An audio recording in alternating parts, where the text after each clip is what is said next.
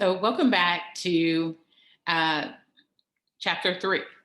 And this week we are going to discuss team communications and difficult conversations. Isn't that something? Again, I want to remind you that this is coming from a text by McGraw-Hill, and the author is Mr. Peter, excuse me,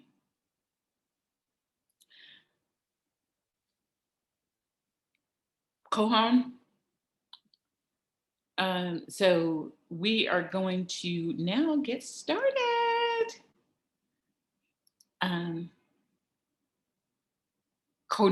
Peter Codon, I'm sorry. The author is Peter Codon. So I'm sorry about that. So this is business, coming from business communication, developing leaders for a networked world. Great book. It's a 2121 McGraw-Hill edition. So fresh off the press. Yeah, first off the press. So we are excited about that. Having a book that's fresh off the press, current material here and now. So let's get started. I'm sorry, I was procrastinating there a little bit while I was getting myself a little more set up. And but now we are ready to go. Let's see here. As we get ready for this. Yes, here we go. Chapter 3, team communications in difficult situations. So what are we doing this week, guys?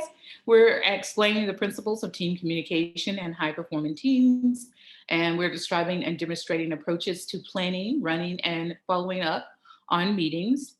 And we're explaining how the principles of effective virtual team communication works and describing strategies for effective group writing. And we're going to explain basic principles for handling difficult conversations. So let's go. So principles of effective communication, basic principles include we need to focus on performance. We go through 4 stages to reach high performance. We build a team, or we work culture around values, norms, and goals. Meet often, focus on psychological safety, as well as ensure all voices are heard. Recognize and actively seek to avoid groupthink.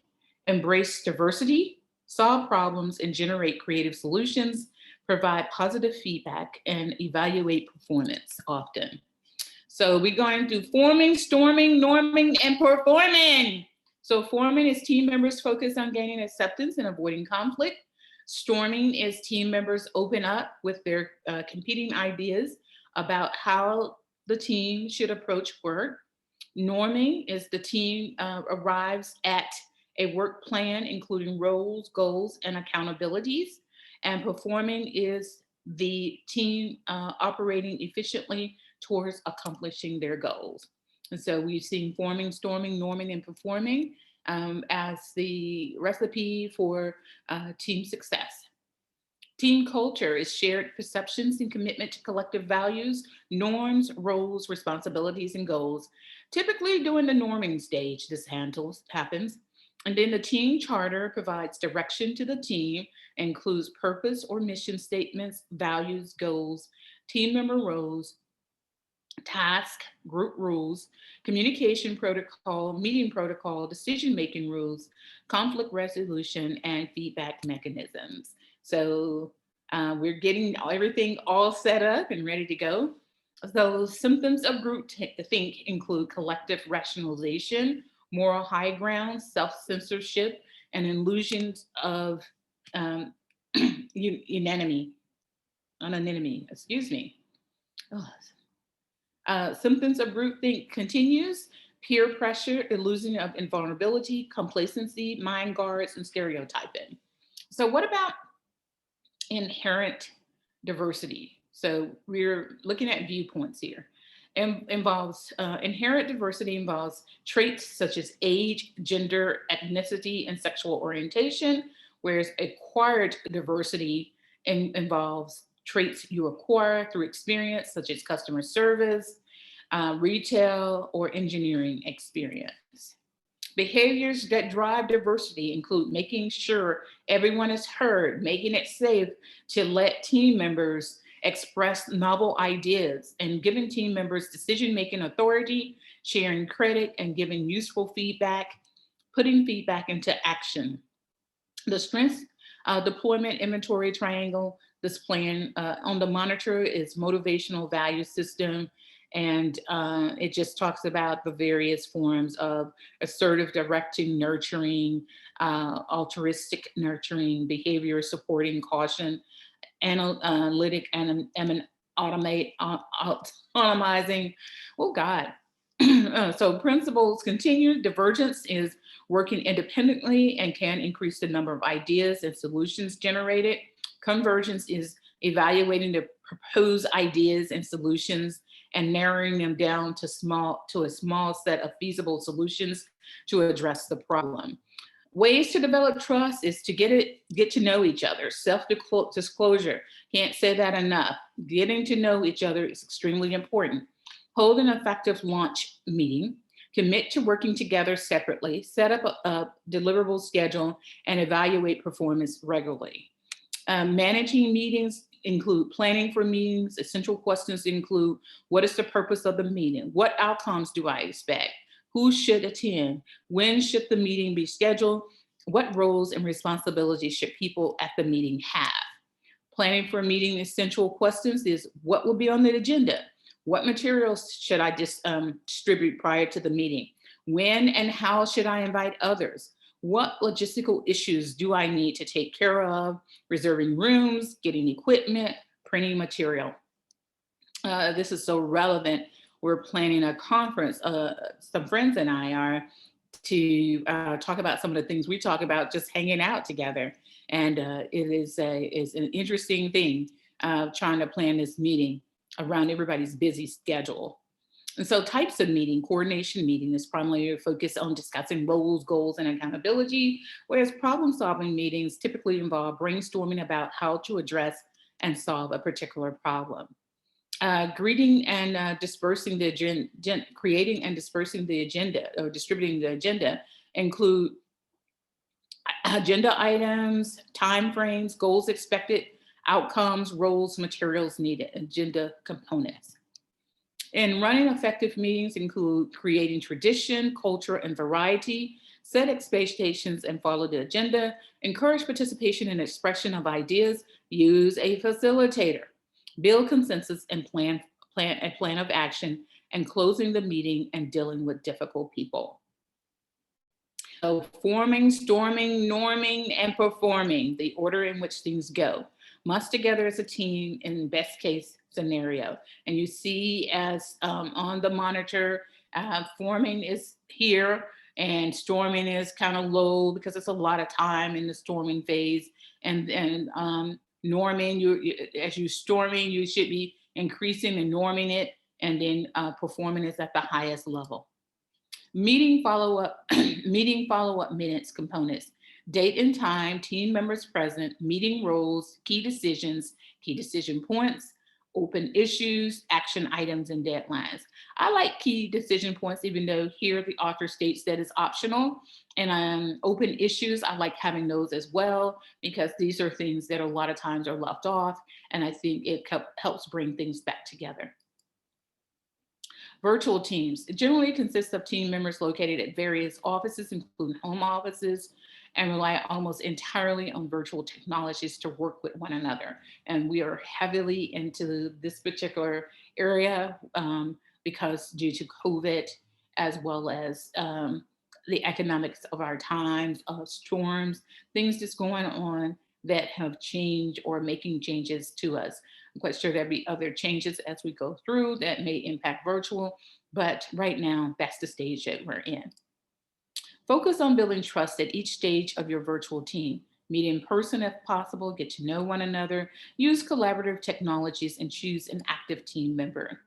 So, maintaining trust over the life of a virtual team includes forming competence, asking and responding to questions about one another's professional accomplishments, strengths, and weaknesses. Very important. People don't do this.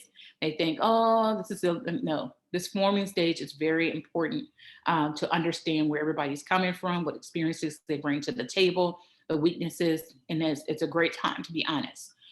Forming caring showing interest in teammates and expressing a desire to work with the teammates.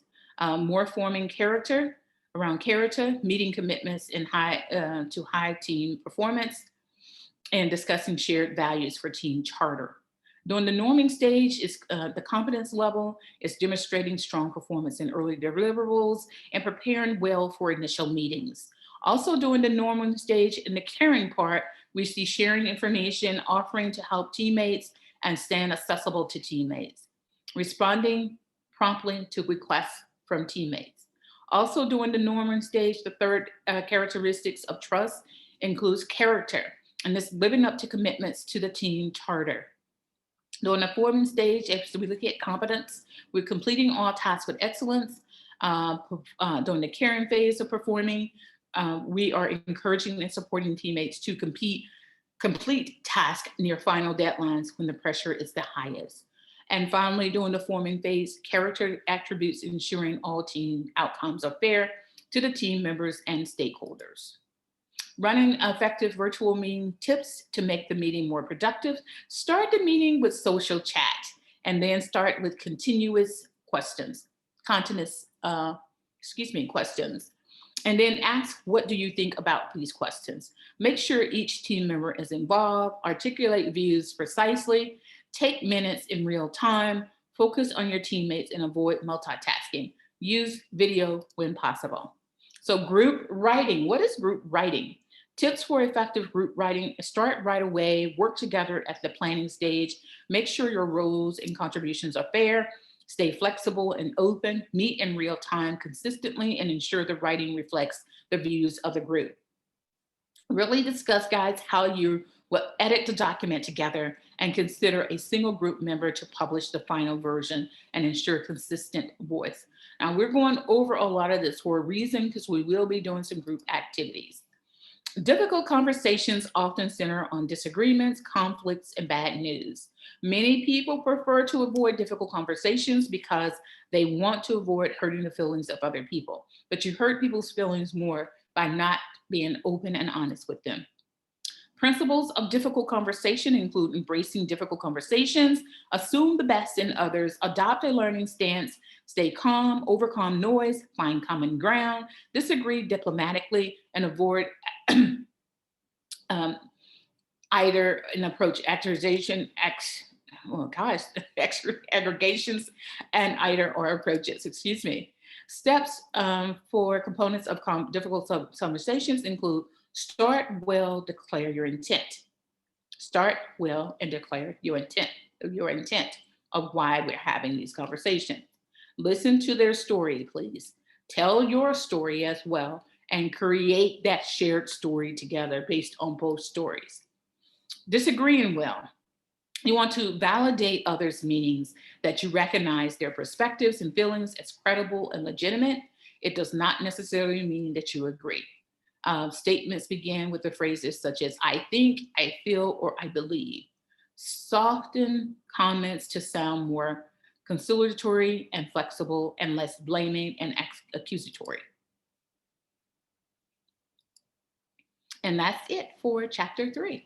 So we got a lot covered in a short amount of time, but I do hope that you understand where we were coming from as we shared that about communicating with individuals in a way that that can help us in the network.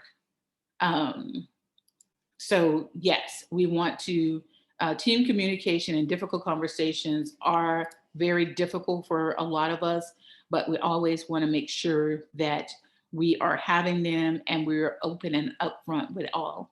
That's it for chapter 3. I'll see you in chapter 4. Take care.